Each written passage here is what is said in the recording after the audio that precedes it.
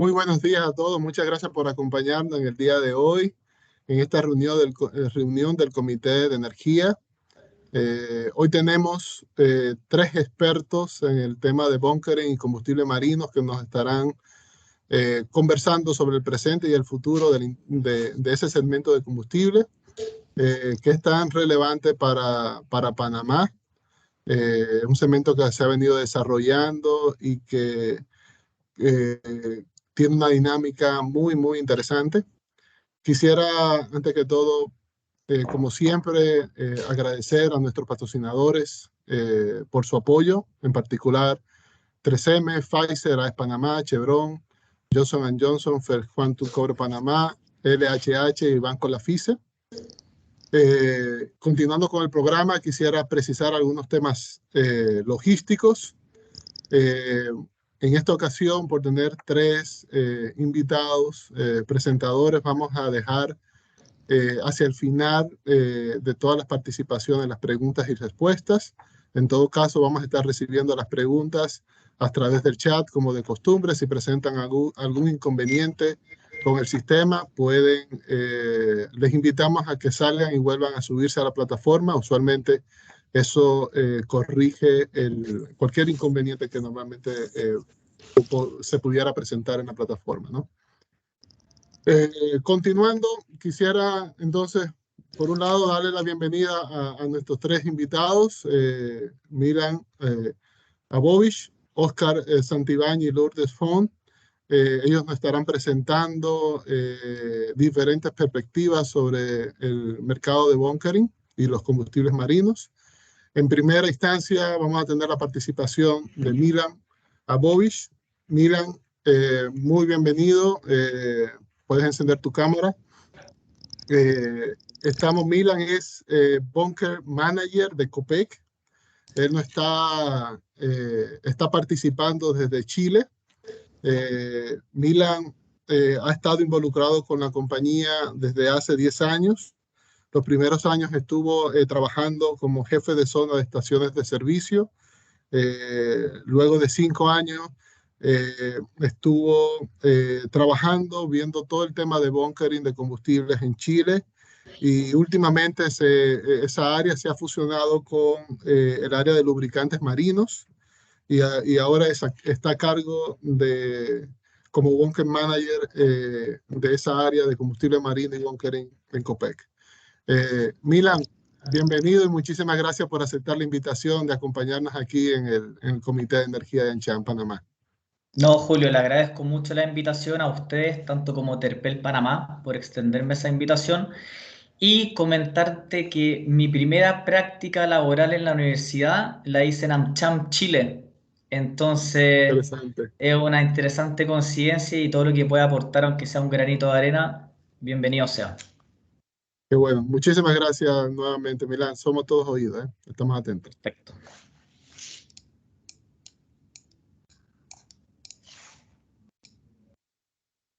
Voy a presentar en un segundo. Me avisan si se ve, por favor. Perfecto. Pues adelante.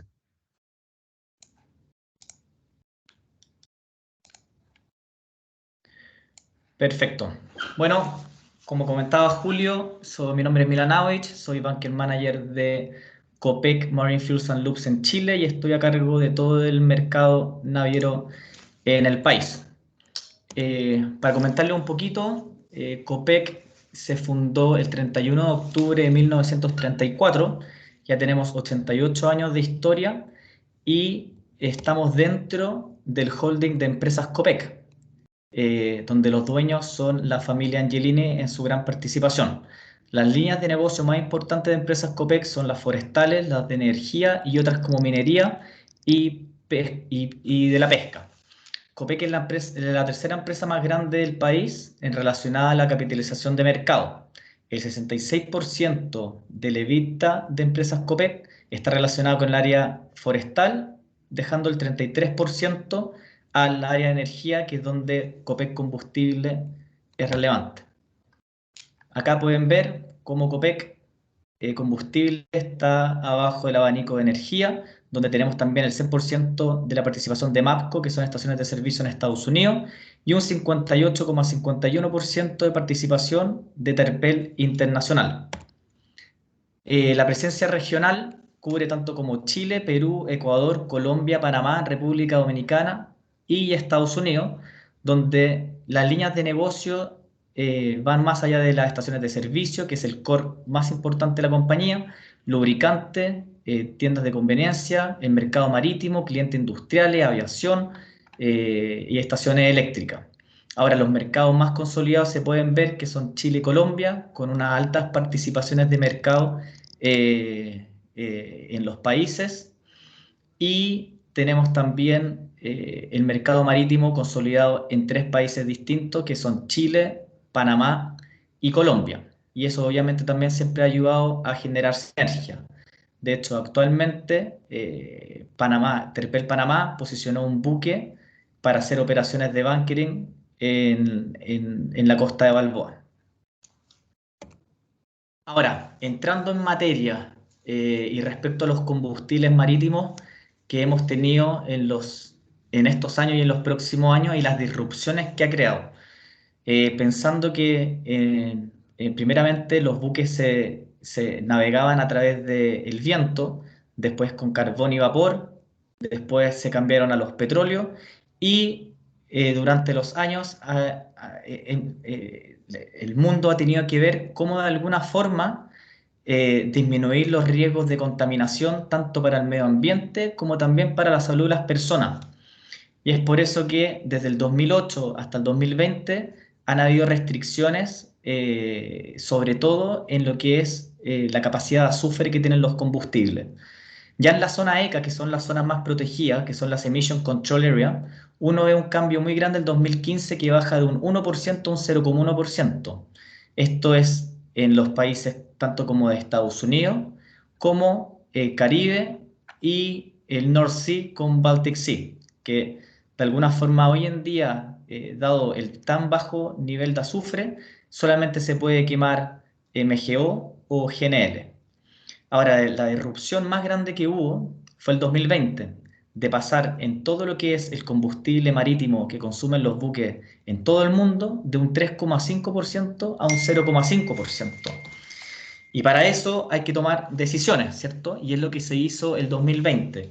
Una opción era que los buques quemaran MGO, pero obviamente es un producto que es más caro, de alguna forma la oferta no cubre la demanda, y en muchos casos hay que hacer implementación en los motores que dificulta mucho el poder quemar este tipo de combustible. La otra opción era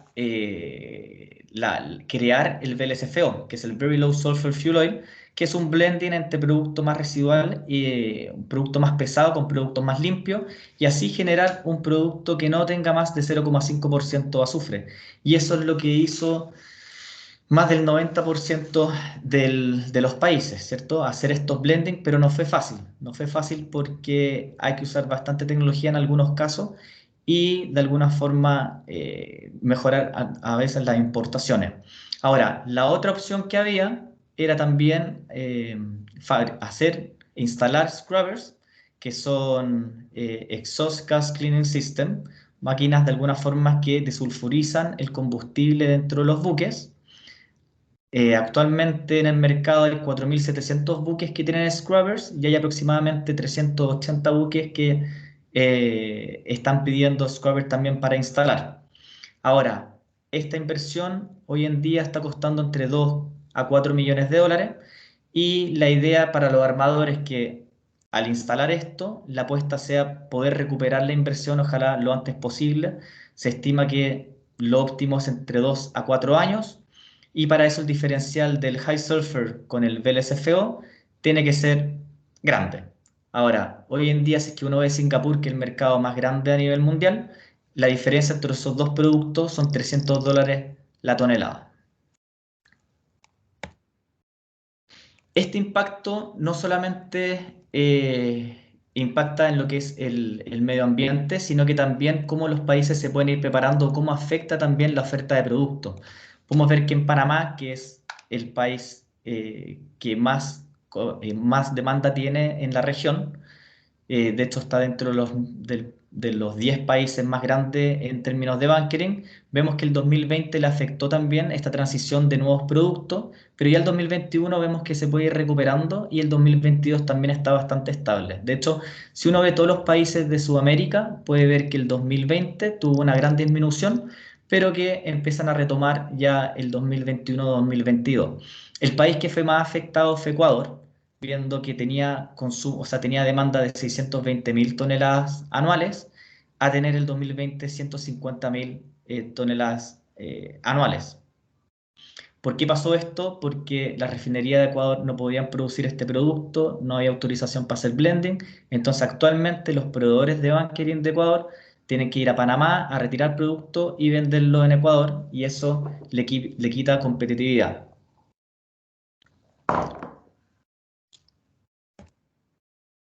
Ahora, y pensando en el futuro, en el 2050, y cómo hay que descarbonizar todo el combustible en el ambiente marítimo.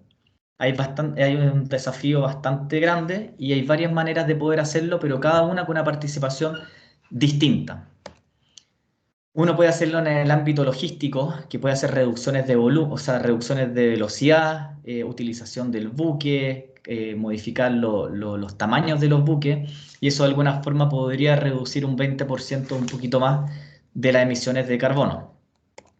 Uno puede ver cambiar de alguna forma la infraestructura de los cascos del buque, hacerlo más hidrodinámico, que el impacto que tenga el buque en el mar sea más liviano, hacer más limpiezas de casco, y eso también de alguna forma hace que uno pueda tener una reducción de los gases de carbono entre un 5 y un 15%.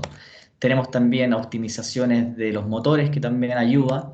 Pero acá es donde tenemos el foco. ¿Dónde es que podemos de alguna forma disminuir el 100%, que eso es lo que quieren las Naciones Unidas, y es donde tiene que empujar también la IMO el próximo año en decir la estrategia, cuál va a ser la estrategia para poder el 2050 de alguna forma quemar combustibles zero carbon? Entonces acá te dan una gama de productos los cuales podría ser la opción para de alguna forma llegar a ese objetivo que es la meta para el 2050. Otra opción también, que es un after treatment, que uno todavía puede seguir usando combustibles fósiles, pero necesita un CCS, que es un Carbon Capture and Storage, que es de alguna forma un sistema que te captura el CO2 que va de alguna forma al ambiente y se almacena. Y eso de alguna forma también te podría reducir sobre un 30% las emisiones de carbono. Ahora, cuando se ven todas estas disrupciones y estos cambios en tecnología y cambios de combustible, siempre nos tenemos que fijar en los mercados más grandes del planeta.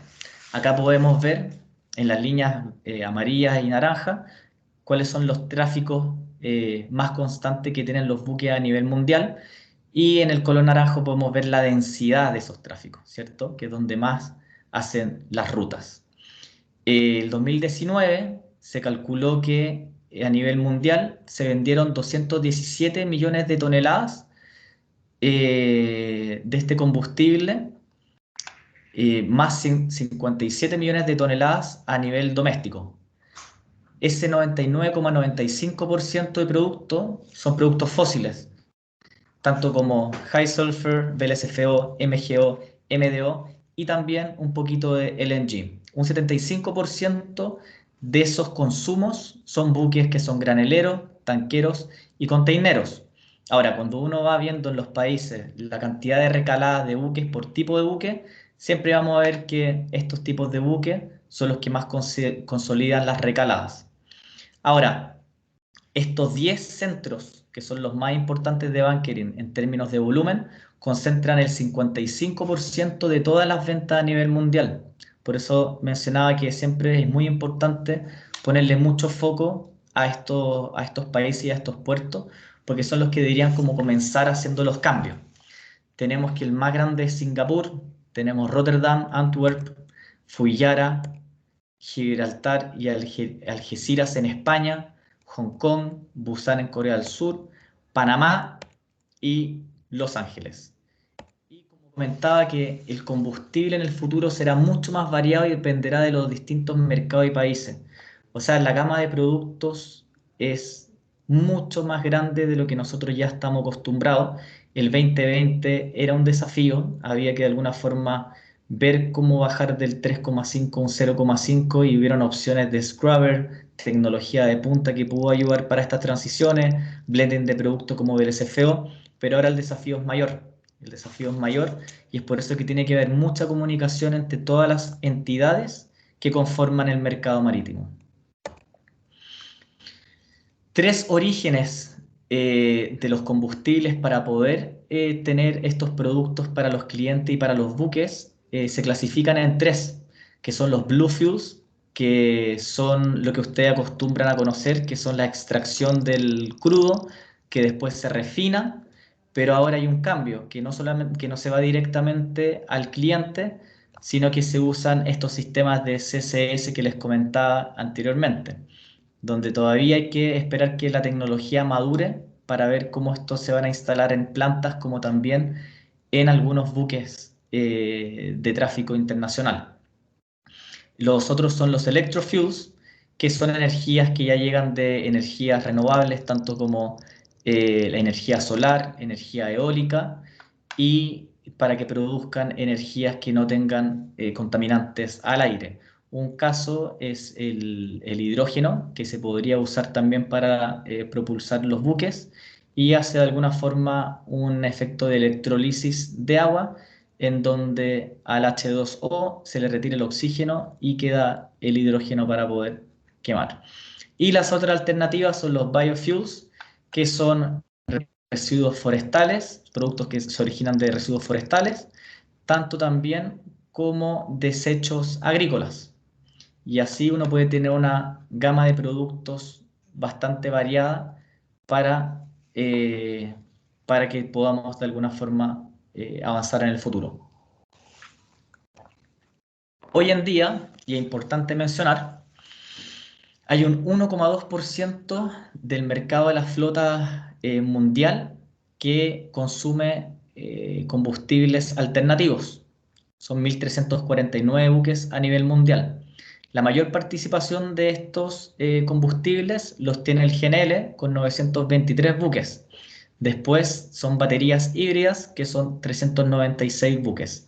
Ahora, si esto lo llevamos al peso del buque, al gross tonnage, podemos ver que ese 1,2% se transforma en un 5,5% de la flota mundial, lo cual es un número bastante optimista, no es un número pequeño considerando que estamos recién haciendo estas transiciones.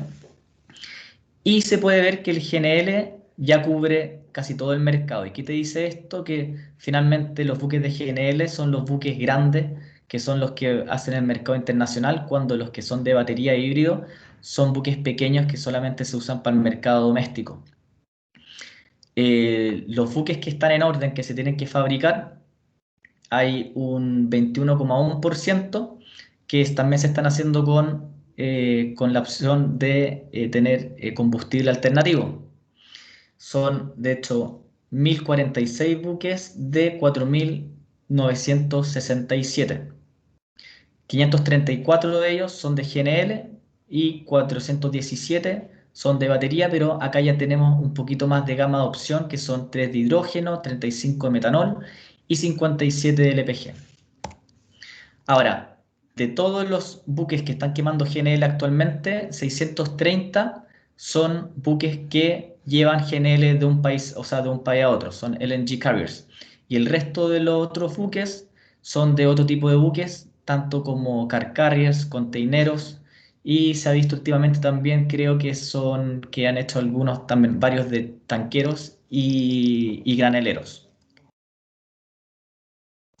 Se ha visto también un gran interés en el amonia, que también va a ser, que dicen que va a ser uno de los productos quizás más demandados, por lo menos que en más estudios se han estado haciendo, pero hay una restricción dado que todavía en la parte tecnológica de la conversión de los motores no está en un nivel maduro. Se dice que entre 3 a 8 años, tanto el amonia como el hidrógeno va a tener más data tecnológica y con eso se va a poder tomar más decisiones. Ahora, ahí en la Universidad de Londres hizo una proyección bastante optimista respecto a la amonia y considera que no van a haber más fossil fuels a futuro.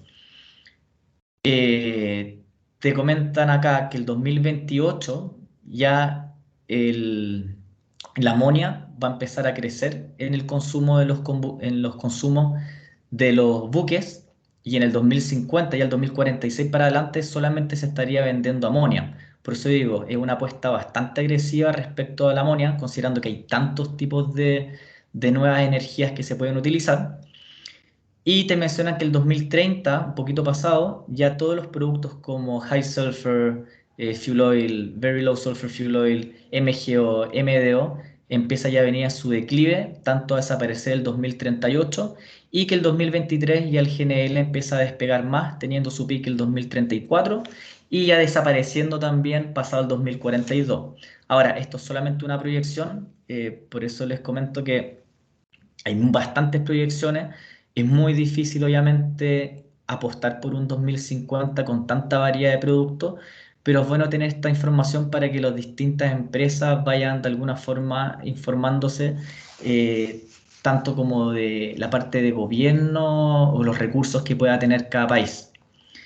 Hay otro estudio que se hizo que fue de DNV, que mucha de la información que estoy mostrando acá es de hecho de ellos. Hicieron un estudio bastante bueno donde te muestran 24 escenarios de cómo van a ser el mix de los combustibles para el 2050.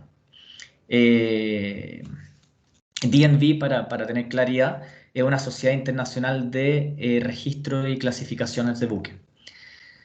Acá te dice que hay 12 escenarios donde te muestra una gran participación de productos que son fósiles, tanto en los colores negros, grises como gris claro, que son High Sulfur Fuel Oil, que son VLSFO y LNG. Te muestra que todavía va a ser bastante fuerte, pero me imagino que también va a ser con la estrategia de Blue Fuels, que van a necesitar un CSS para poder de alguna forma capturar los CO2 que van en el ambiente.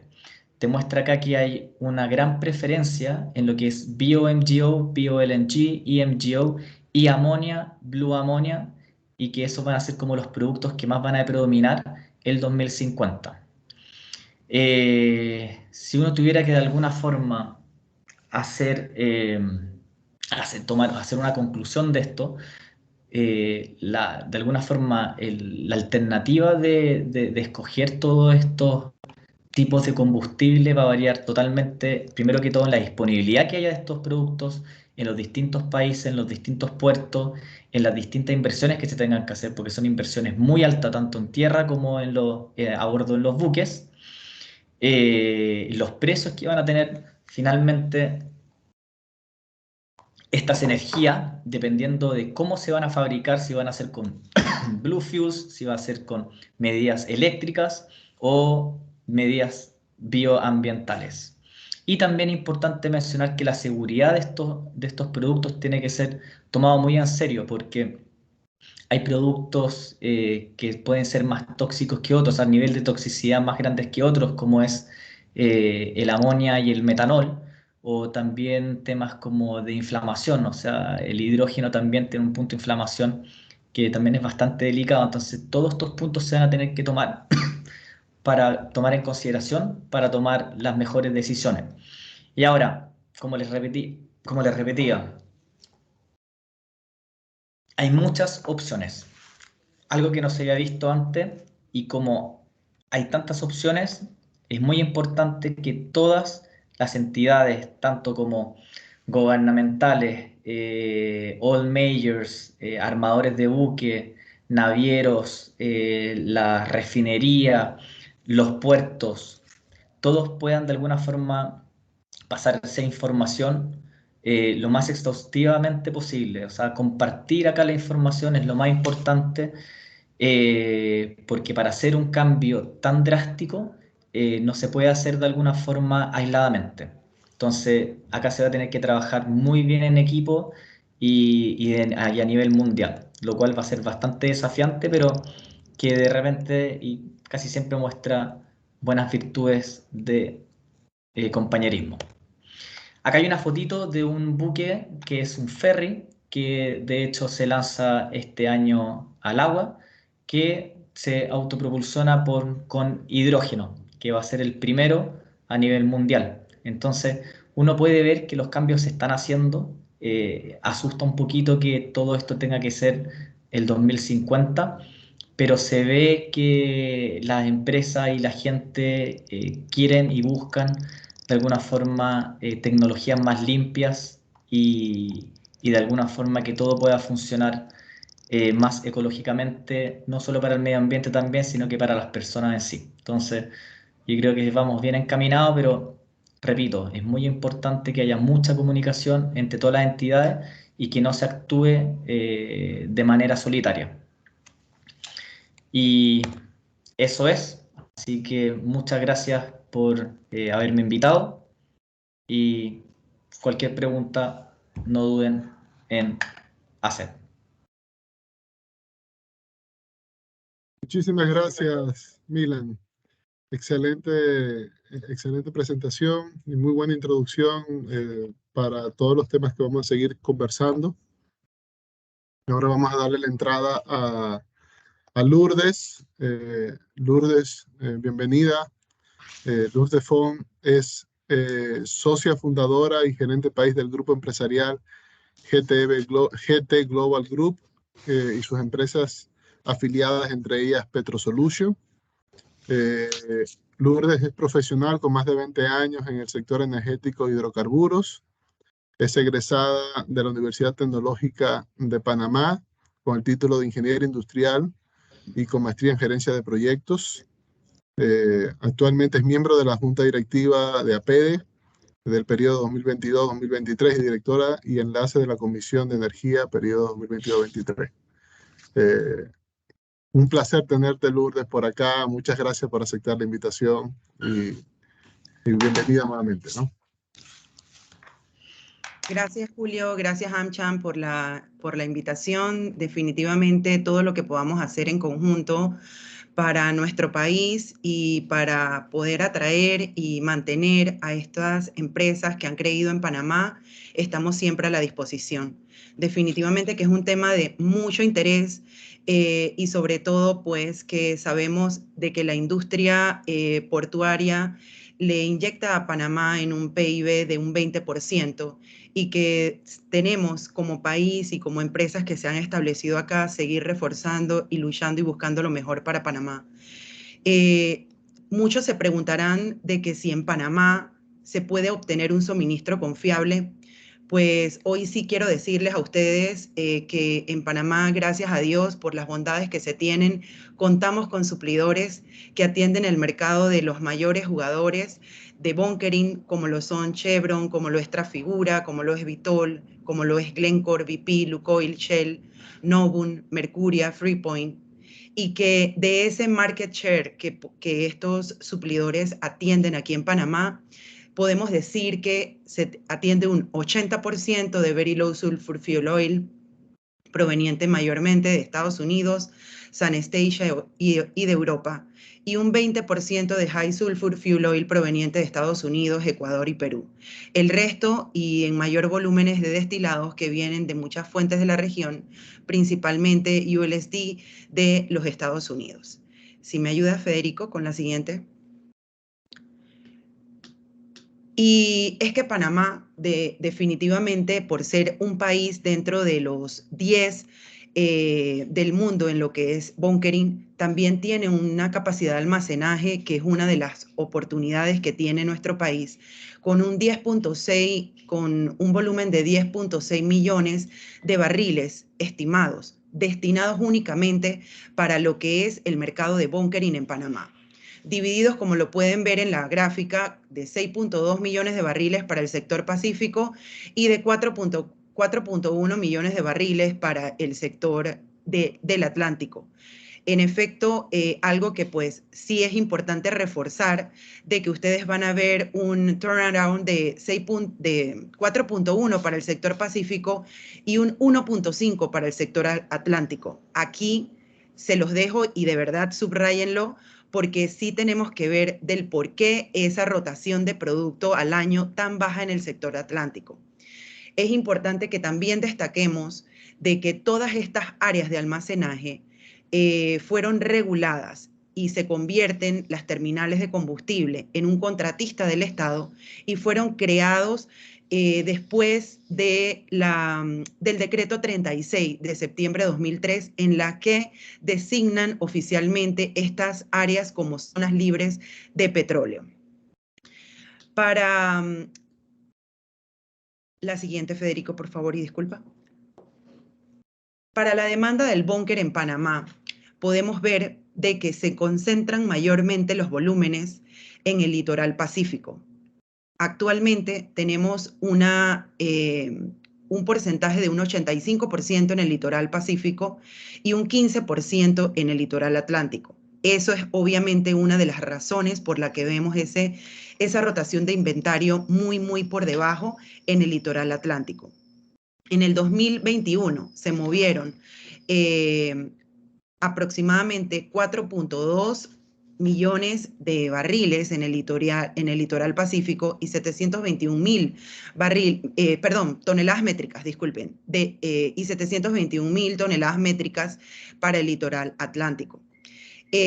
Aquí vemos esta gran diferencia marcada, y es que esto es lo que tenemos nosotros que trabajar como industria para poder tratar de levantar y de garantizar y tomar ventaja del litoral atlántico y utilizar en efecto esta capacidad de almacenaje que aún es estable, pero va a depender de muchas razones que más adelante las vamos a ver. En las oportunidades del mercado. El siguiente slide, Federico.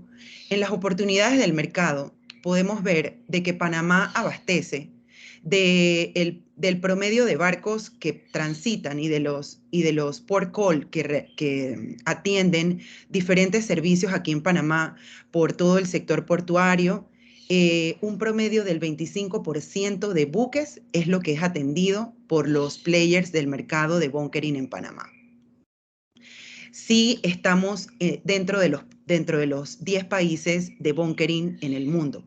Y es porque definitivamente las bondades que ya todos conocemos, principalmente el Canal de Panamá, la concentración de diferentes puertos en ambos litorales, el que tenemos también personal capacitado, personal idóneo y conocedor de la industria, el que tenemos fuentes de suministros confiables, estables, con productos en especificaciones, pero en efecto que puede desestabilizar la fórmula, el precio.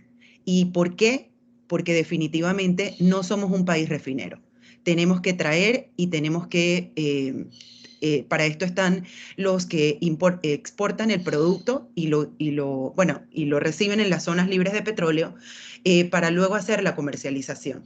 Pero si colocamos todas estas oportunidades en la fórmula, vemos que Panamá sigue siendo atractivo para los clientes. Claro está, sí podemos trabajar en todas las oportunidades que tenemos que mejorar en el sector. También tenemos que reconocer que sí se cuenta también con una flota de barcazas y con también diferentes metodologías de entrega en el sector de bunkering que le dan una gama o una ventana a estos clientes finales y a estos players del mercado para poder hacer entregas tanto en barcazas, tanto en tuberías, por camiones cisternas, siempre y cuando se utilicen empresas reguladas y aprobadas por las entidades locales.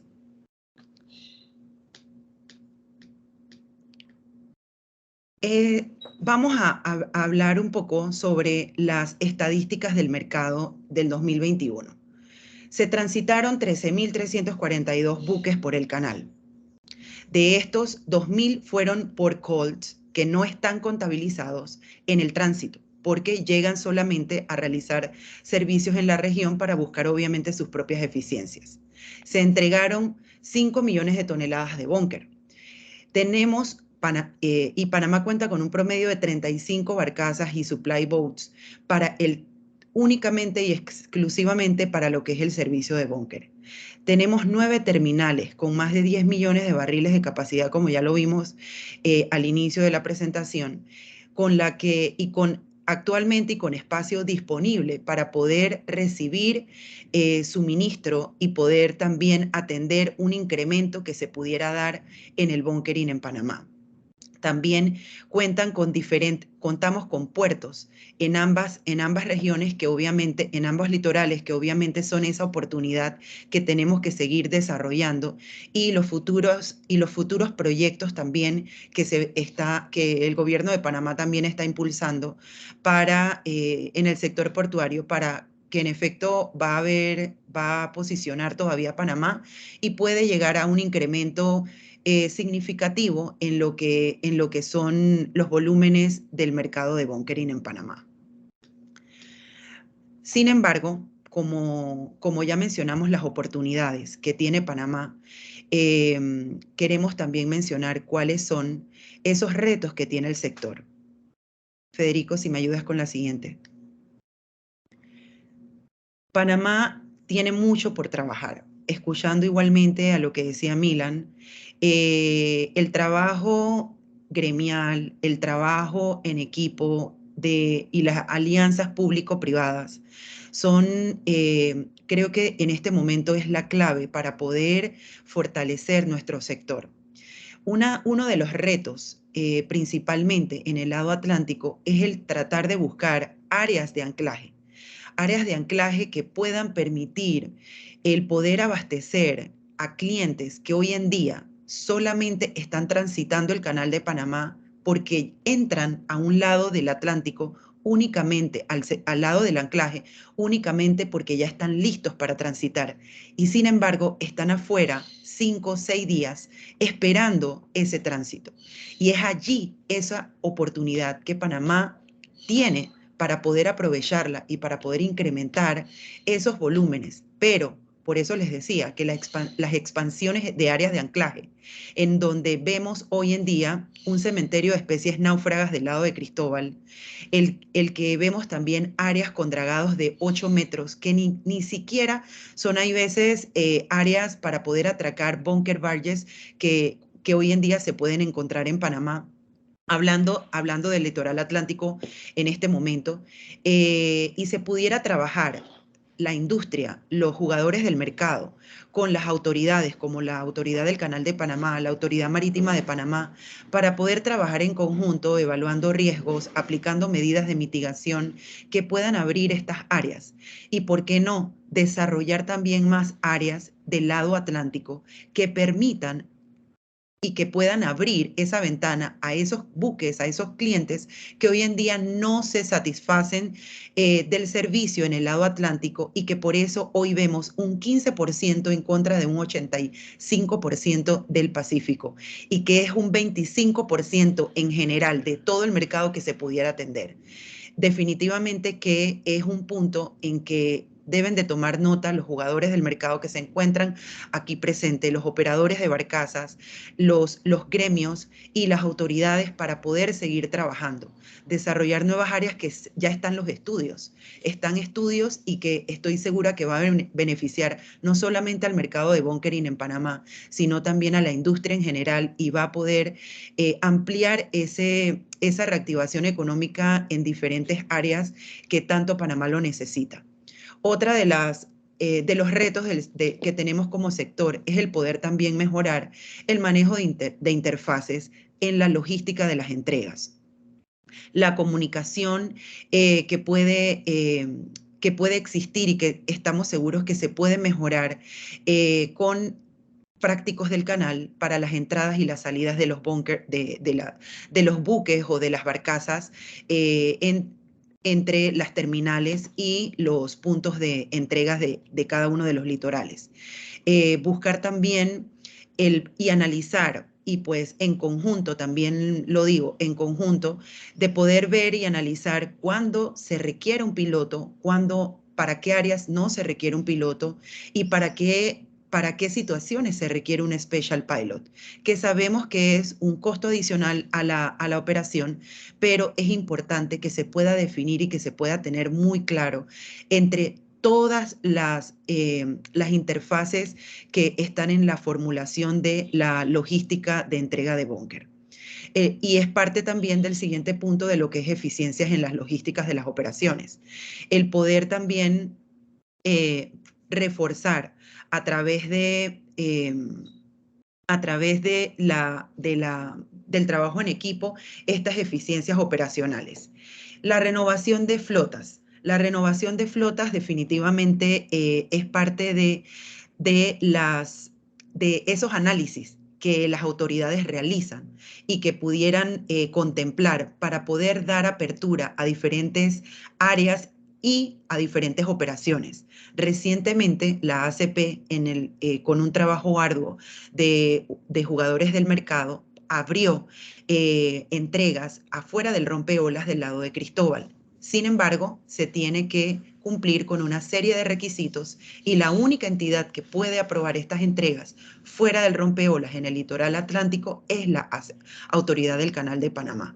Esperemos en Dios que esto pueda también ser una de las razones que vaya a incrementar el volumen en el sector atlántico. Pero nuevamente quiero hacer mucho hincapié. Existen zonas que se han desarrollado y se tienen los estudios para poder también fortalecer ese volumen, y aquí que están los players, que están los suplidores, que están las compañías de barcaza, pueden trabajar en conjunto para poder buscarlos. En el tema de las renovaciones de flota, definitivamente se tiene por ley de que 15 años es el máximo de la edad de la embarcación que deberían de tener la flota de barcazas aquí en Panamá, y que en efecto también por regulaciones internacionales, también los suplidores y los players del mercado de bunkering también realizan a través de sus screening, a través de sus revisiones estructurales, por lo cual sí es importante el ver el presente, el reforzar esas renovación de flotas basados en estos estándares de la industria, y que también, por eso coloco, que puedan también ver y trabajar en el poder ser adaptadas para el uso de futuros combustibles, del transporte de los futuros combustibles en el sector del bunkering. No tenemos que inventar la rueda, ya se tienen regulaciones y se tienen estándares de la industria más que conocidos y más que revisados por diferentes entidades. OCMF es uno de los estándares de la industria que habla perfectamente de lo que debemos nosotros conocer y tener para poder realizar operaciones eficientes, seguras y confiables en el sector de bunkering. Y otro de los retos que también tenemos es seguir trabajando en posicionar a Panamá como destino de búnker. ¿Por qué? Porque hoy en día tenemos nosotros que el trabajar en conjunto para poder decirle a las líneas de crucero: te puedo atender en los puertos donde tú vayas a atracar.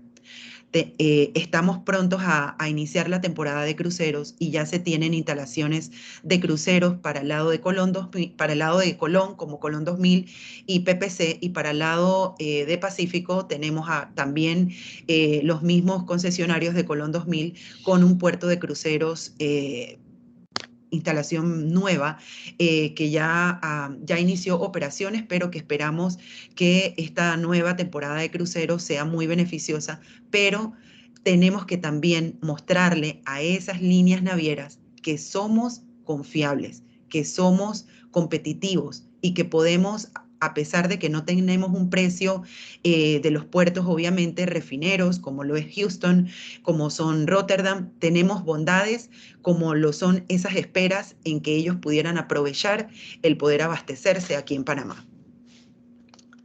La que sigue, gracias. Y bueno, para ir ya aterrizando y dándole paso al siguiente moderador, expositor, el futuro del bunkering. Definitivamente que es también uno de los retos, y Panamá no se escapa. Nosotros no somos refineros, como se los dije, no tenemos pues esa gran bondad que tienen otros países. Sin embargo, tenemos que trabajar mucho porque estos nuevos combustibles sí requieren de que podamos contar con instalaciones, de que podamos contar con aspectos que debemos de analizar como los que cito aquí, aspectos económicos, los costos operacionales, los precios, que hayan inversiones adecuadas, infraestructuras, contar con instalaciones para poder recibir y poder decir estamos listos para hacer esa transición energética efectiva, el contar con un suministro constante y confiable como hoy en día sí lo contamos con los combustibles fósiles, el aspecto ambiental, el poder analizar y el poder también ver cuáles son los efectos a la salud y los riesgos que puede tener el manejo de estos nuevos combustibles, de estos nuevos combustibles, y el aspecto social, el poder también contar con legislaciones adecuadas y alineadas a estándares y que pues no solamente queden escritas en un documento y que más bien pues sean cónsonas y muy objetivas, que puedan brindarle a ese que quisiera invertir en una adecuación en nuestro país una estabilidad y que le pueda garantizar una inversión segura y un retorno igualmente seguro. Y para esto es poder garantizarles estabilidad jurídica a todas estas empresas que hoy en día también se encuentran acá y que ya también están apostando por Panamá, y el poder también mantener y trabajar junto al gobierno en la institucionalidad, que es algo también muy importante para poder mantener y dar confianza a todos estos bunker players que están en Panamá y, como les digo, han confiado en el país. Yo con esto pues termino, le doy el paso a Julio y pues sigamos perseverando, no desfallezcamos, y ya empezamos y empezamos porque fuimos valientes, y ahora lo que nos hace falta es constancia y perseverancia, y sé que la tenemos con todos los aquí presentes. Gracias. Así es, Lourdes. Muchísimas gracias por tu presentación y por tus palabras de exhortación. El contenido muy, muy interesante. Ahora vamos a pasar a la última fase de la charla del día de hoy. Tenemos a Óscar Santibáñez, ya conocido en la casa, ha estado con nosotros en algunas charlas también asociadas a gas natural. Óscar es ingeniero civil mecánico, ingeniero civil industrial de la Escuela de Ingeniería de la Universidad de Chile. Tiene un máster en administración en negocios. También ha estado involucrado al negocio de hidrocarburos, a la industria de hidrocarburos, desde 1998 hasta julio de 2020. Se desempeñó como director de desarrollo de gas de la estatal Empresa Nacional de Petróleo ENAP Chile. En agosto del 2020 tuvo bajo su responsabilidad la comercialización de GNL Centroamérica y los países del área de influencia de la terminal de Colón, y es actualmente el director de originación y marketing de LNG en la terminal de Colón aquí en Panamá.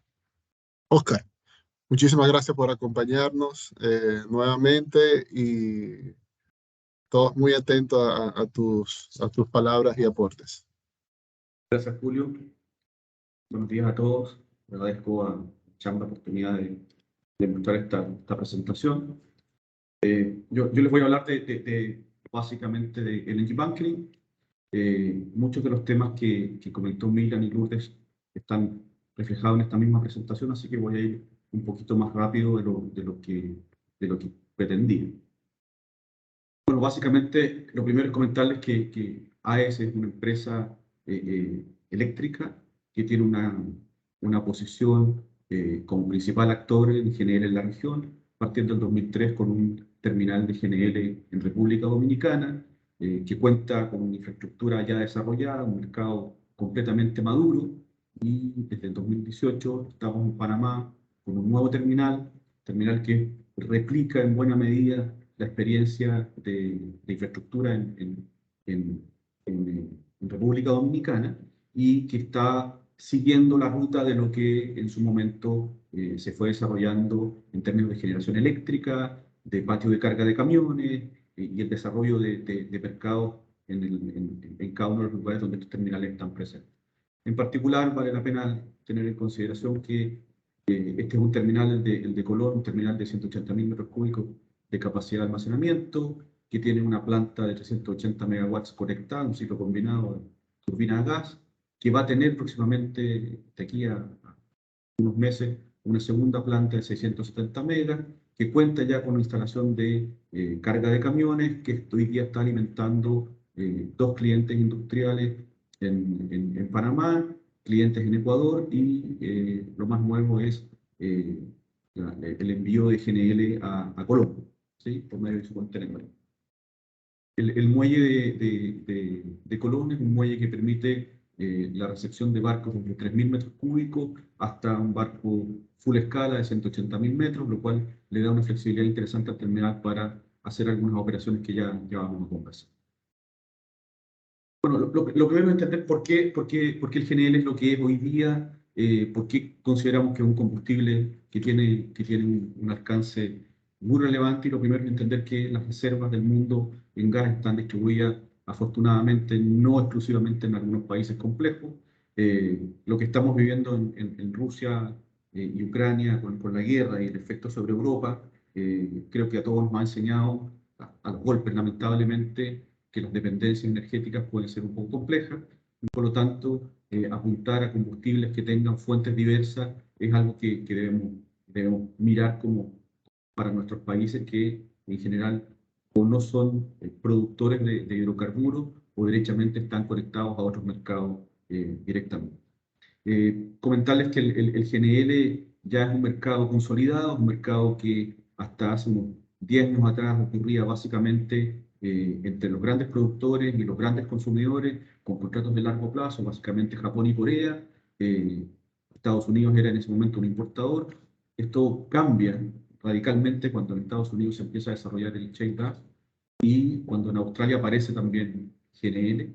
Y el mercado cambia, China se dispara y empieza a transformarse en un gran comprador de GNL y gatilla una industria que no existía. La industria era, como les decía, de contratos fijos, de largo plazo, con cantidades definidas, se construían los terminales de liquefacción respecto en igualdad de condiciones que los terminales de gasificación, y ahora existe un mercado cada vez más relevante de mercado spot que se está moviendo GNL en el mundo en condiciones como ocurre en otros mercados de hidrocarburos.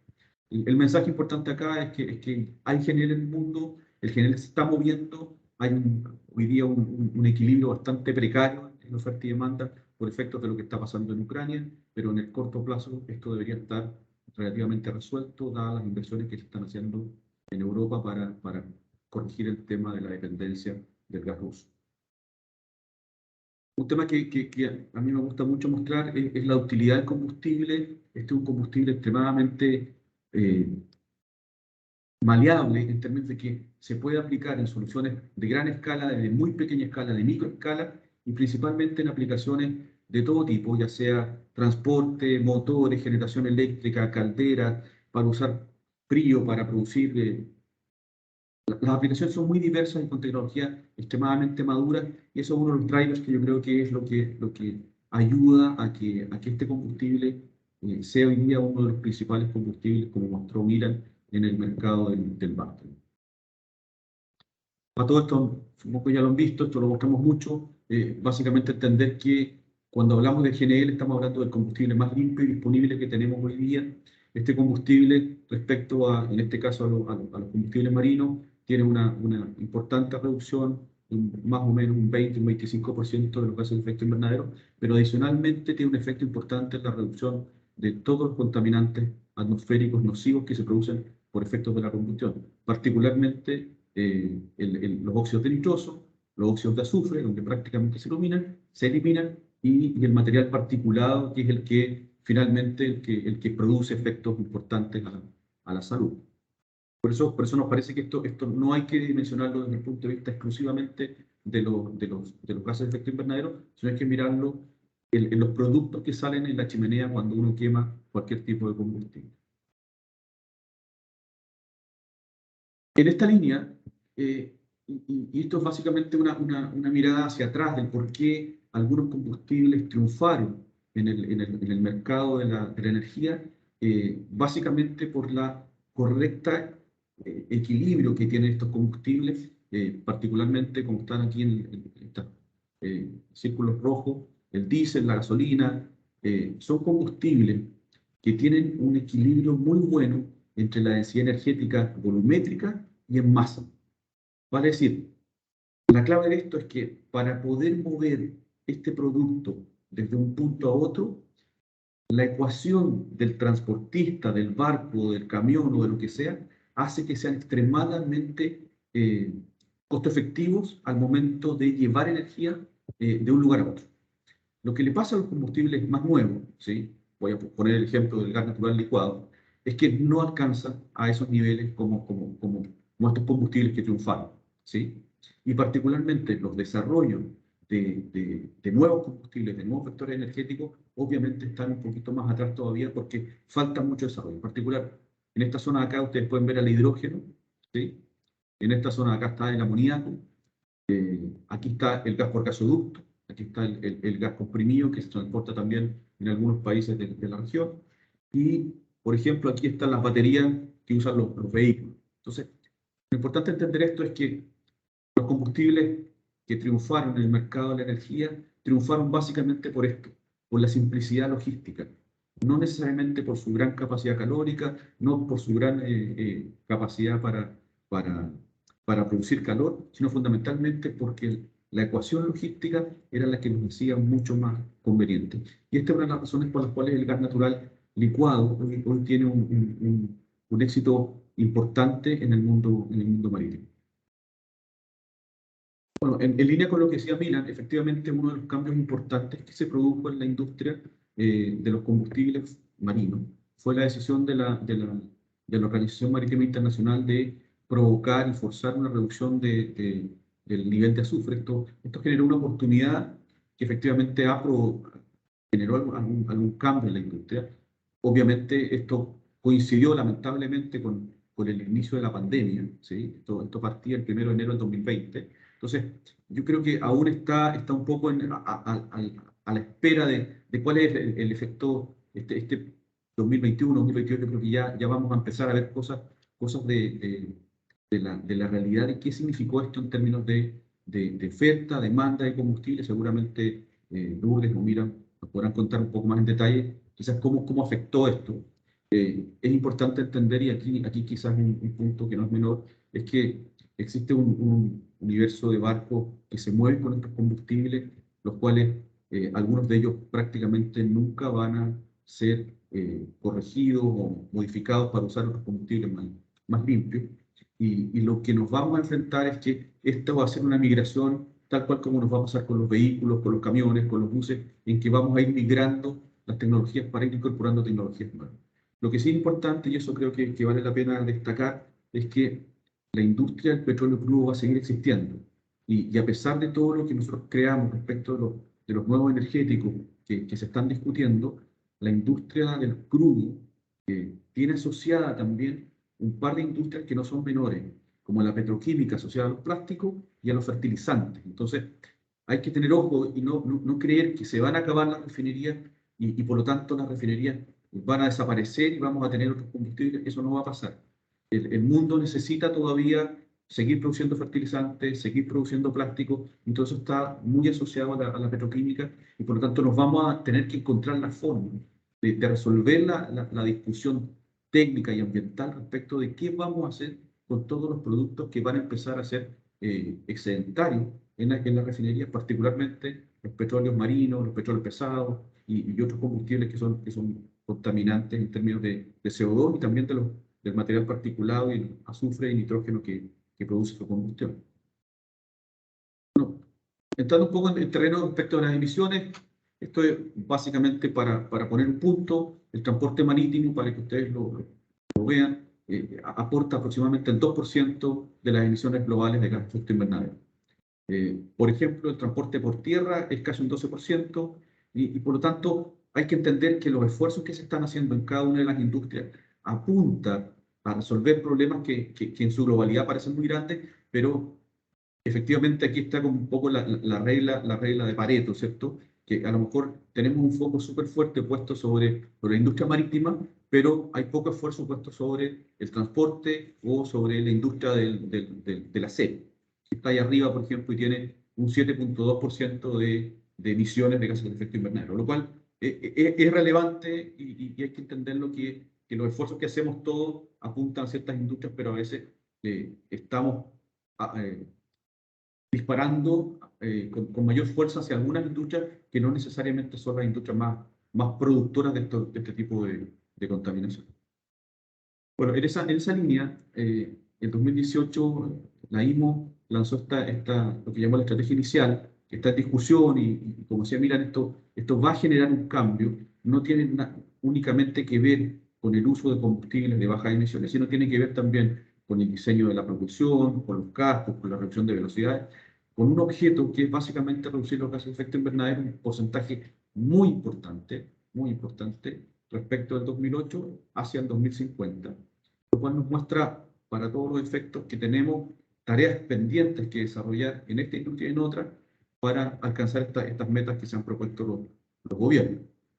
En esta línea nos parece que no hay que perder de vista que necesariamente hay un desarrollo tecnológico que está apuntado a los distintos combustibles que se están discutiendo, y esos combustibles lo que nos van a mostrar definitivamente es cuáles son las oportunidades que tenemos y económicamente cuáles de ellas alcanzan las condiciones que permiten hacer efectivo el cambio de una tecnología a otra. Tal es así que, en particular, este es un gráfico bien interesante que lanzó DNV en 2019 y que muestra fundamentalmente dos cosas. Lo primero, aquí está el impacto de la IMO 2020, de la regla del azufre, que cambió todos los petróleos pesados que se usaban en la industria marítima por petróleos de bajo azufre, los que están ahí arriba en amarillo, ¿cierto? Y los diésel marinos, que es lo que están ocupando hoy día en la industria. Y lo que muestra esto es que fundamentalmente hay dos combustibles que van a estar primando, sustituyendo los combustibles derivados del crudo, el gas natural y el amoníaco. La discusión lleva mucho tiempo explorando cuáles son las alternativas y por qué uno no otro, pero básicamente esto tiene que ver con una realidad concreta que apunta a la disponibilidad de tecnologías, a la madurez tecnológica, y sobre todo a la posibilidad de que esto no tenga efectos sobre los costos de transporte marítimo, ¿sí? Cuando nosotros miramos en por qué el hidrógeno, que está aquí en esa línea azul muy delgadita, ¿por qué no aparece el hidrógeno acá? Es básicamente porque el hidrógeno es un combustible que para poder ser transportado y almacenado requiere grandes cantidades de espacio, y ese espacio limita la capacidad de carga del barco, y eso hace que el negocio marítimo se vuelva menos costo efectivo. Entonces, un contenedor en un barco que es propulsado por hidrógeno no va a llevar 12.000 TEU, sino que va a tener que llevar 11.500 TEU. Y por lo tanto va a haber un efecto sobre los costos. La ventaja de otros combustibles como el amoníaco, como el GNL, incluso el LPG, justamente apuntan a eso, a que se logra mantener las condiciones vigentes del barco usando combustibles que se parecen a los combustibles hoy existentes. Entonces, yo diría que lo que nos va a pasar en el corto plazo es que vamos a empezar a sustituir combustibles derivados del crudo por GNL. Se va a mantener una parte importante de esos combustibles operando, pero van a empezar a aparecer otras tecnologías en desarrollo y que próximamente las vamos a poder constatar cómo empiezan a aparecer, lo que mostró Milan de barcos de hidrógeno. Efectivamente, por ejemplo, acá el canal estuvo licitando remolcadores que usaban diésel con híbridos con electricidad, con batería. Entonces, lo vamos a ver y esto va a ver, por largo plazo, vamos a estar enfrentando diferencias tecnológicas hasta que alguna tecnología efectivamente prime y se transforme en la tecnología dominante en el mediano y largo plazo.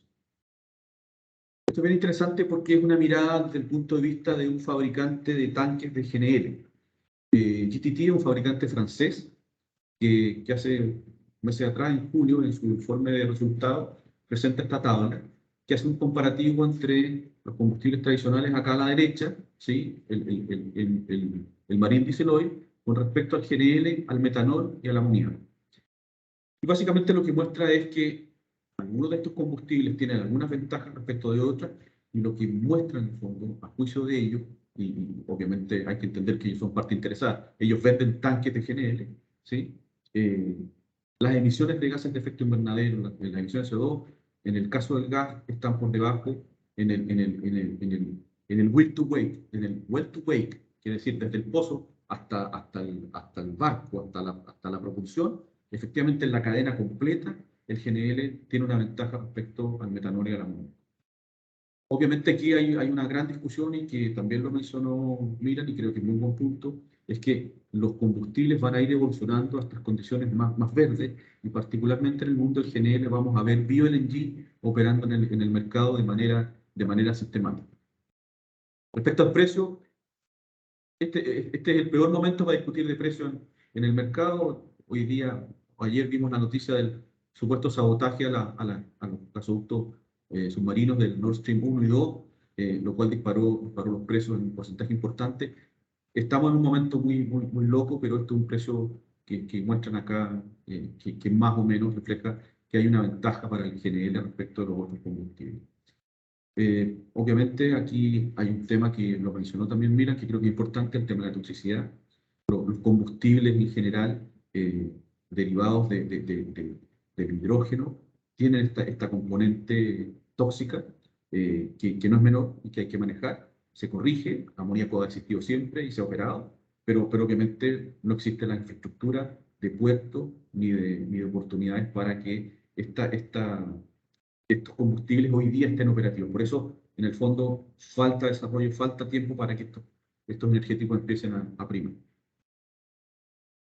Un tema que también nosotros intentamos mostrar siempre es que hoy día, a través de mecanismos de certificados de emisión, es posible para una empresa que esté interesada en reducir todas sus emisiones, usar este mecanismo de compensación que permite combustionar un combustible de cualquier naturaleza, desde carbón hasta GNL incluso, y compensarlo de manera tal que el efecto es neutro. Esta compensación es certificada por tercera parte y permite de alguna manera poner al día de hoy combustibles cero emisiones disponibles en el mercado de manera directa y sin un excesivo costo adicional al valor del combustible.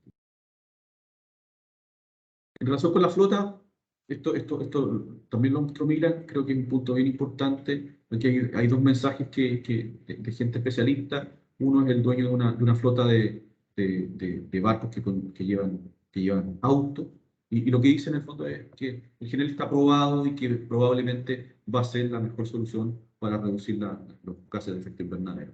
Es una apuesta, sin duda. Vienen cada vez más barcos, esto es lo que se predice que va a pasar, está pasando. Creemos que efectivamente esto va a demandar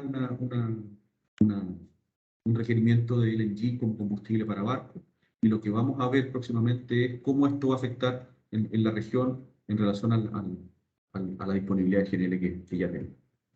Este es un caso bien interesante. Esta es una decisión de CMA, que es una de las principales navieras del mundo, que toma la decisión de crear una flota de 9 naves nuevas de 400 metros de eslora, ¿sí? Son naves de 23.000 TEUs, son naves muy grandes, que se mueven entre Europa y Asia. Y para estas naves en particular, ellos tomaron la decisión, después de un análisis bastante largo, de implementar el uso de GNL como combustible. Entonces, lo que vemos acá es la primera carga de este barco, con este barco pequeñito, un barco de 135 metros de capacidad, que transfiere poco más de 18.000 metros cúbicos de GNL para hacer el container ship, viaje desde Europa a Asia y de vuelta, y no tenga que cargar combustible en ninguna parte que no sea en el punto de origen, que en este caso es Rotterdam. Entonces, esta es una experiencia que se está dando. Esta naviera parte con estas 9 naves gigantes, pero está apuntando a tener 22 naves de este tipo de containers en los próximos años ya disponibles usando GNL como combustible. Vamos a Panamá. Bueno, ya lo vimos, ¿cierto? Panamá es un punto neurálgico del transporte marítimo, por lo tanto se transforma en un punto neurálgico del bunkering, dado los tiempos que pasan los barcos esperando el ingreso al canal. Esos tiempos generan una visión de demanda oportunística, de poder cargar este tipo de combustible en la zona del Pacífico, particularmente como mencionaba Lourdes, pero nos parece que dada la ubicación de nuestro terminal de GNL en el lado del Atlántico, creo que debemos seguir trabajando y empujando para que el lado del Atlántico se transforme efectivamente en el punto importante de carga de GNL y de otros combustibles para naves en los próximos años. Una mirada un poquito general para que todos entiendan dónde estamos. Esta es la boca norte del canal. Este es Puerto de Cristóbal. Nosotros estamos acá. Tenemos un terminal full scale que es capaz de recibir barcos de 180.000 metros cúbicos de capacidad de carga. Almacenamos hasta 180.000 metros y tenemos obviamente nuestra planta generadora de 380 megas, un patio de carga que eventualmente podría permitir cargar barcos pequeños usando un track to ship directamente desde el muelle, pero nos parece que el mundo va a ir más hacia las barcazas que deberían ser cargadas en la zona dentro del breakwater, que es nuestra expectativa. ¿Qué es lo que estamos haciendo? Bueno, bastante sencillo. De aquí a noviembre del próximo año vamos a estar entregando a servicio una instalación, una infraestructura de carga de barcos que nos va a permitir cargar barcos, como les decía antes, desde 3.000 metros hasta 180.000 metros. Obviamente, esto va a dar arranque a lo que nosotros creemos que va a ser el inicio de la era del LNG bunkering en Panamá. Para todos los efectos y para que ustedes sepan, esto está en construcción. El plan de expansión del terminal, por efectos de la segunda unidad de ciclo combinado, incluye dentro del programa de modificación y expansión del terminal esta instalación. Básicamente consiste en trabajo en la zona de bombas, en el techo del tanque, bomba que ya está disponible en Panamá, algunas modificaciones en la zona de cañería y en el jetty donde están los brazos con los cuales vamos a cargar el GNL en pequeñas barcazas. Finalmente, algunas conclusiones. GNL es por lejos el combustible costo efectivo y disponible con tecnologías probadas, eso no hay duda. Validamos que va a ser el combustible de transición por los próximos años, 5, 10, 15, no lo sabemos, depende cómo se desarrolle la madurez tecnológica de los otros combustibles y cómo se resuelvan los problemas y los desafíos que presentan estos combustibles frente a la decisión de las compañías navieras de optar por este tipo de combustible. Próximo año, a fines del próximo año, vamos a tener infraestructura y combustible para hacer el bunkering. Estamos explorando el mecanismo para el desarrollo del negocio. Ya a contar hemos roto el efecto del huevo y la gallina, catalizamos y pusimos una infraestructura que va a estar disponible y por lo tanto ahora es responsabilidad de quienes estén interesados en desarrollar el bunkering ya en el agua, cómo seguir avanzando para que esto ocurra efectivamente y tengamos a quien venderle este combustible. Y como mencionaba Lourdes, posiblemente quizás los nudos más importantes a resolver son los nudos que ofrece el tema regulatorio, que permitan que operacionalmente esto se desarrolle de manera limpia y que tengamos toda la oportunidad de hacer este negocio. Eso quería agradecerles a todos el tiempo y muchas gracias por escuchar. Muchas gracias a ti, Oscar. Invito a Lourdes y a Milan a activar sus cámaras. Vamos a pasar a la sección de preguntas y respuestas. El público ha estado bastante activo. Hay algunas preguntas bastante interesantes. Quizá vamos a comenzar con la primera. Quizás para Milan o Oscar. ¿Qué beneficio presentan los combustibles como el amoníaco, el hidrógeno sobre el GNL? No sé si Oscar lo quieres tomar tú. A ver, sí. Yo diría que fundamentalmente los combustibles nuevos, vamos a hablar el amoníaco no es un combustible, partamos de esa base. O sea, hay que descraquearlo para transformarlo en hidrógeno, ¿sí? Hay desarrollos en el mundo del amoníaco. El hidrógeno es un combustible que se utiliza en celdas de combustible como tal, ¿sí? Y por lo tanto son combustibles eléctricos finalmente, es generación eléctrica, no hay una combustión propiamente tal. Entonces, la diferencia, yo creo, es tecnológica a nivel de cómo generas la potencia para llevarla a la hélice.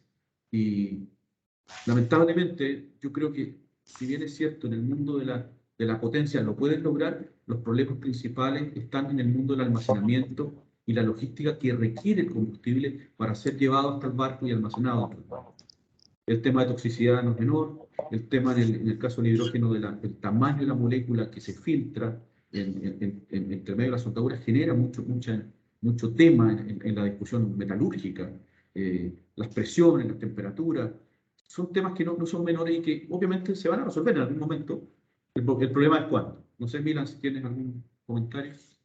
No, Oscar, yo creo que abarcaste todo. Bueno, y lo más importante, obviamente, que esos o sea, no combustibles, porque no lo son, genera cero emisiones de carbono y eso es lo que se está esperando de alguna forma para el 2050. O sea, es como llegar ahí, es complejo, como menciona Oscar, sobre todo por el tema logístico también, de cómo llevar esos combustibles, o sea, esa energía a los buques y que rinda bien. Excelente. Muchas gracias. Quizá para Lourdes, ¿dónde ocurre y ocurrirá la mayor actividad de bunkering en Panamá? ¿En el Pacífico o en el Atlántico? Bueno, actualmente, como lo pudieron ver, tenemos una 85% Pacífico, 15% el Atlántico.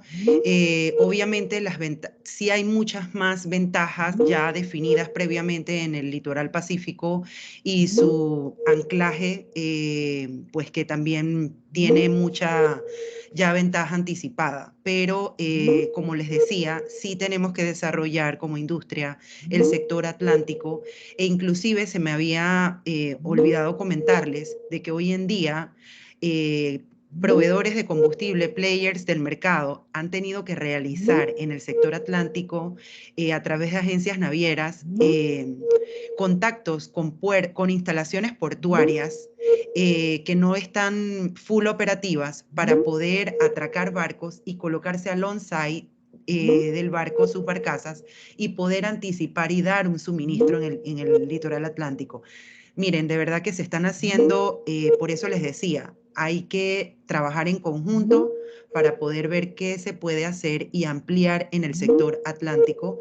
Y quizás no va a llegar al porcentaje que tenemos en el Pacífico, pero probablemente va a duplicar el porcentaje que hoy en día tenemos de un 15%. Podemos alcanzar un 30 o un 40% si aplicamos los estudios que ya se tienen y pues en conjunto se trabaja. Así que no va a llegar al 85% del Pacífico, pero sí estimamos de un 40% o un 30% si actuamos rápido, de manera eficiente y utilizando la data que ya se tiene.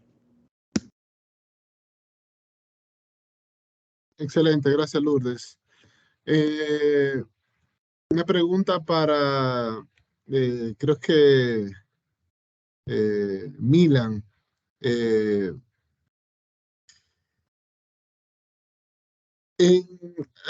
La pregunta va de la siguiente manera. Dice, Direct Air Capture continúa siendo al menos 5 veces más costoso que las soluciones basadas en naturaleza para capturar el carbono. ICAO ya lo reconoció y lo está implementando a través de Corsia. Me gustaría saber si la IMA está considerando las soluciones basadas en naturaleza para reducir las emisiones de carbono provenientes de bunkering. Sea Milan y también Oscar, que habló un poco de ese tema de offset en LNG. Sí, ahí y lo que mostré antes, que todos los combustibles, de alguna forma, el origen va a ser de 3 maneras distintas, ¿cierto? Que son los blue fuels, electrofuels y biofuels. En los blue fuels se supone que es la misma extracción del crudo que vemos actualmente con refinación, pero con sistemas de Carbon Capture Storage, que de alguna forma captura este CO2 que se va al ambiente y lo almacena para que no contamine. Y ahí están las otras dos opciones, que es la electro y la bio, que la electro obviamente es más costosa porque tiene una implementación tecnológica mayor, ¿cierto? Todo lo que son energía eólica, solares, pero finalmente uno la ve como la más limpia, ¿cierto? Eso va a depender mucho también del país y de las empresas de alguna forma que invierten en estos sistemas. Pero también va a haber opción con las bios, o sea, si es que alguien puede hacer combustible con estos residuos forestales o desechos agrícolas y pueden llegar a tener un combustible que esté dentro de la ISO, ya no sé si se va a llamar la ISO 8217 a futuro, va a tener otros nombres, ¿cierto? Ya que no van a ser combustible, pero que se van a usar, yo creo que van a ser una opción bastante relevante, sí. Excelente. Oscar, ¿quieres agregar algo también desde el punto de vista quizá de offsets, ¿no? Sí, yo di el comentario fundamentalmente o sea, hoy es posible hacerlo, ¿sí? Desconozco esta iniciativa, pero hoy es posible tener combustibles cero emisiones, haciendo certificación y reducción compensada. Sin embargo, a mí lo que me pasa un poquito con los combustibles más de nueva generación, los biocombustibles, etcétera, es la capacidad productiva que ellos pueden tener. O sea, desconozco, para serles bien franco, si es que Europa, que está impulsando muy fuertemente, por ejemplo, el bio-LNG, hay capacidad suficiente de producción de biomasa o de desechos animales, digamos, para producir suficiente para abastecer una industria como la marina o como la generación eléctrica. Me da la impresión que eso es muy incipiente y falta mucho tiempo. A mí lo que me pasa un poquito es que veo mucho voluntarismo, muchas ganas de hacer cosas, pero finalmente cuando las cosas son concretas y hay que decir, ok, hay que mover el barco porque hay que llevar los televisores de Corea a Panamá, simplemente vamos por lo sencillo, nos vamos por Marine Gasoil y si podemos LNG. Y el resto, bueno, los navieros son súper prácticos, es un negocio y tiene que funcionar en condiciones costo efectivas. Yo creo que ese es el mensaje que debemos hacer. Tenemos que seguir empujando el tema de compensación, sin duda, pero no podemos perder de vista que el mundo tiene que seguir funcionando. Muy bueno, gracias, Oscar. Una pregunta para Lourdes. Son dos preguntas realmente. ¿Panamá tiene algún valor establecido para los créditos de carbono hoy en día? ¿Y por qué el HSFO, que es más alto, que es de más alto azufre, está tomando mercado nuevamente? Bueno, sobre la primera pregunta de que si tiene créditos de carbono hoy en día, digo, asimismo la Secretaría Nacional de Energía, en efecto, lo ha mencionado de que sí se tienen incentivos, pero son una de las preguntas que también le volvemos. Lastimosamente respondemos con una pregunta. Existen y las organizaciones internacionales tienen todas las propuestas para poder establecer ya los créditos de carbono, pero ¿dónde están las legislaciones? ¿Dónde están las adecuaciones para que en efecto se pueda dar ese intercambio de win-win situation y poder establecer efectivamente los créditos de carbono? Y sobre el tema que preguntaban, disculpen, sobre por qué el HSFO está tomando nuevamente mercado. Quizá Oscar puede, okay. Lourdes, por favor, sí. No sé si tenías una llamada. No, a mí me parece que eso tiene que ver básicamente con la disponibilidad del combustible en la refinería. Todo, y para que hablemos siempre la misma palabra. Cuando uno habla con los refineros, lo que ellos hablan es la torre de destilación, de donde salen todos los combustibles, el pitch, lo llaman el residual. O sea, lo que se quemaba en los barcos es combustible residual. O sea, no son los combustibles premium de la refinería, sino que es básicamente lo que sobra. Y por lo tanto, cuando te está sobrando algo y no lo puedes comercializar por las razones, empiezas a lanzar y bajan los precios. Hemos tenido situaciones, y lo hemos visto en algunos mercados, de precios negativos, que te pagan por sacar el combustible. Entonces, no nos extrañe que en un tiempo más los petróleos pesados empiecen a ser un estorbo y el precio sea así de duro, un precio negativo. Te pagan por llevártelo. ¿Puedo complementar un poquito también? Por favor.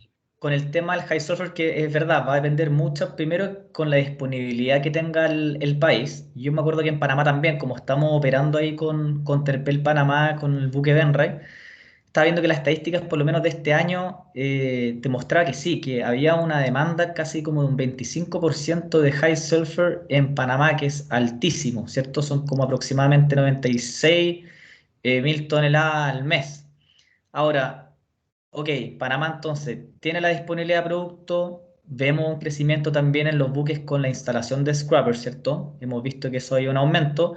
Y también es muy importante ver las rutas de esos buques, porque acuérdate que al principio todo el mundo tenía high sulfur, pero el momento de empezar a hacer blending, ya la refinería o los storage para almacenar decían, ya no quiero tener en verdad este producto de alguna forma para el negocio marítimo, sino que lo tengo para el industrial. Entonces, yo te puedo decir que en Sudamérica, ahora eso no te va a mover la aguja en Panamá, pero es bueno ver los otros países que pasan los buques. Imagínate que en Chile actualmente no estamos vendiendo high sulfur, hace como 7 meses. Entonces ahí tenéis parte de demanda que se está yendo a otro país. Ecuador no está vendiendo high sulfur, ya creo que hace un año que Perú no está vendiendo high sulfur. Ecuador sí, pero poco. Entonces, si tú de alguna forma puedes relacionar también los otros países, no sé, pues, de Asia o de Europa que no están con esa disponibilidad, va a haber un aumento también de la demanda en Panamá. De igual forma, complementando, Julio, también se ha visto una diferencia. El spread entre el Very Low Sulfur Fuel Oil y el High Sulfur Fuel Oil está aproximadamente de 200 por tonelada métrica, $200 por tonelada métrica. Y en efecto también, como lo decía Milan, ya pues las tecnologías de las embarcaciones con scrubbers han podido ya nuevamente acercarse a nuestros puertos y pues les permite poder utilizar el High Sulfur Fuel Oil en diferentes áreas y pues la parte económica es la que más pesa, ¿no? Excelente, muchísimas gracias a todos. Gracias, Lourdes. Eh, bueno, tengo una última pregunta ya para cerrar el conversatorio del día de hoy. Quizá para hacer un recap, me gustaría escucharlo, unas palabras breves de un par de minutos, y me comenten un poco sobre cómo podemos posicionar a Panamá en el mercado del bunkering del futuro. Creo que mencionamos un poco, creo que Lourdes habló bastante sobre el tema de expansiones en la área de anclaje, de mejoras en logística, operaciones, eh, pero desde su perspectiva, ¿qué se necesita tener para posicionar a un player grande como Panamá, que está entre los primeros 10 de bunker en el mundo, en ese mercado del futuro? Quizás, no sé, Lourdes, puedes empezar tú. La verdad que nosotros en Panamá tenemos la logística para poder atender el sector en este presente. Como yo les decía, tenemos que pensar no solamente en 2 años, yo probablemente diría de que tenemos que reforzar mucho lo que son las regulaciones, las legislaciones para poder preparar a los operadores actuales, ¿verdad? Operadores actuales y que puedan ya estar trabajando en esa transición, de que así como tenemos a AES ya prácticamente listo, esperando a ese operador de barcaza que pueda hacer una logística de entrega, ellos pues creo que sería muy importante que se estuviera trabajando en ver esta transición. Tenemos ya los estándares internacionales, es solamente aplicarlos y que pues las autoridades gubernamentales también puedan tener ese conocimiento y que no estemos corriendo y apagando fuegos como siempre, ¿no? Allí es importante reforzar una transición energética, va de paso a paso. No podemos decir ya que estamos listos cuando todavía parte de la cadena todavía está con algunas discrepancias y faltas de conocimiento. Entonces sí es importante que existan legislaciones no solamente para ese importador o ese que suple estos combustibles del futuro, sino que también para aquellos que son parte de la cadena de suministro del bunkering puedan también estar listos. Muchas gracias, Lourdes. Oscar. Sí, yo diría, Julio, por el lado del GNL, nosotros el próximo año vamos a estar listos, ¿sí? Y como infraestructura, como molécula. Y efectivamente ahí coincido con Lourdes que la necesidad que el Estado favorezca y haga que las cosas funcionen, que los mercados operen sin regulaciones un poquito extemporáneas o con historias de políticas o de operación que no son coherentes con lo que está pasando en el mundo. Entonces, hay que abrir el juego, hay que mostrar, hay que probablemente, como solimos decir nosotros en GNL, hay que evangelizar, porque efectivamente tú necesitas convencer a gente que lleva 40 años quizás haciendo lo mismo. Y eso es lo que hay que cambiar. Y ese cambio nace de la experiencia de otros países. No hay que olvidarse que esta cosa, el GNL en particular, el bunkering, lleva 5 años. Entonces, está partiendo. Y por lo tanto, esa experiencia que se ha logrado en Singapur, en Rotterdam, en algunos puertos en España, la podemos traer acá. La vamos a necesitar. Pero lo que queremos es apertura para entender que, por ejemplo, queremos hacer un ship-to-chip dentro del breakwater. Es clave. Eso es súper importante. Porque si no, nos perdemos la oportunidad. Tenemos que salir a mar afuera, hacer una operación más riesgosa, pero obviamente las regulaciones tienen que acompañarse de seguridad, de condiciones económicas y de cumplir con los protocolos necesarios. Pero a mí me parece que todavía estamos un poquito como en duda si es que vamos a avanzar o no. La decisión nuestra es, vamos a avanzar. Y yo creo que de aquí a los próximos meses esta discusión se va a tener que tener y la vamos a abordar responsablemente para que el mercado exista. Porque nos parece que están pasando barcos de GNL por el canal que consumen GNL, pero no los podemos atender. Eso. Claro, Oscar, muchas gracias. Lourdes, ¿querías comentar algo? No, 100% de perfecto. acuerdo, 100% de acuerdo con Oscar, 100%. Okay, gracias. Milan, cuéntanos. Yo te lo veo no tan internamente, te lo veo un poco más de lejos. Y también, obviamente, toda la información que ha dado Lourdes y Oscar es totalmente asertiva. Cuando presenta Lourdes dice que el 85% del mercado está de alguna forma consolidado en Balboa y tú ves el lugar de anclaje en Colón y tú dices, oye, pero acá hay espacio suficiente, ¿qué está pasando? ¿Por qué acá no se están haciendo las entregas de combustible o de cualquier tipo de energía? Es extraño, uno lo ve y dice, es rara esta restricción. Entonces uno se tiene que ir cuestionando esas cosas, tiene que ir levantándolas, uno ve restricciones de licencias para operar, que de un día para otro ya no hay más licencia y después no sale. Hay mucho tipo de restricción, yo creo, y si es que no están todos los players de alguna forma alineados, es un poquito difícil sacar las cosas adelante. Y lo otro que rescato harto, bueno, y Panamá es un mercado extremadamente importante para esto, como mencionaba, hay 10 mercados importantes a nivel mundial que son los que tienen como que hacer el step up, y de alguna forma todos los otros mercados más pequeños se tienen que ir ahí acoplando. Y la transición energética, lo que comentó Lourdes, es muy importante. Con el 2020 lo que ocurrió es que se estaba avisando del 2015, 2016, 2017 y todavía están todos con el tema que no creo, yo creo que lo van a aplazar para el 2025. Me acuerdo, te juro que fue creo que una conferencia del 2019 en octubre, cuando preguntaban, oye, finalmente, ¿cuándo va a ser la reducción del azufre? Oye, en 3 meses más. Pa. Entonces, si es que sabemos que esta transición es hasta el 2050, bueno, estamos por lo menos a tiempo para de alguna forma tener harta comunicación con todas las entidades y ver de alguna forma soluciones a futuro para poder intentar, mira, si no digo que uno va a cumplir con el tema del 2050 y tener cero carbono, pero hacer todos los esfuerzos posibles para intentar llegar a eso. Así que yo creo que esos son algunos temas importantes para considerar. Excelente, excelente, Milan. Bueno, quisiera de nuevo agradecerle a ustedes, a Lourdes, a Oscar, a ti, Milan, por el tiempo que nos dedicaron esta mañana, por su presentación, por compartir todos estos conocimientos. Definitivamente ha sido de bastante interés, por las preguntas lo vemos, por la asistencia.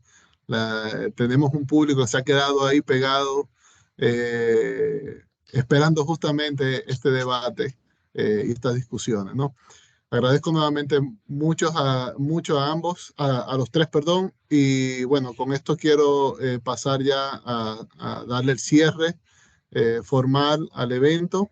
Agradecer a nuestros patrocinadores, como siempre, por su apoyo, a 3M, Pfizer, a Panamá, Chevron, Johnson & Johnson, First Quantum, LHH y Banco Lafice, y exhortarles que nos encontremos de nuevo acá el próximo mes en la próxima reunión del Comité de Energía.